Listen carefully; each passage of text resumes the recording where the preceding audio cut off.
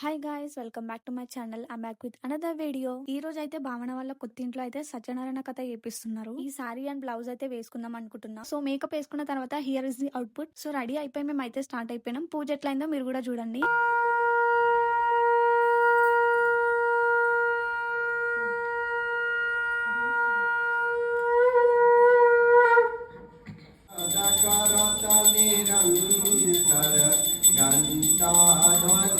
పూజ అయిపోయిన తర్వాత హోమం కోసం ఇదైతే ప్రిపేర్ చేస్తున్నాం.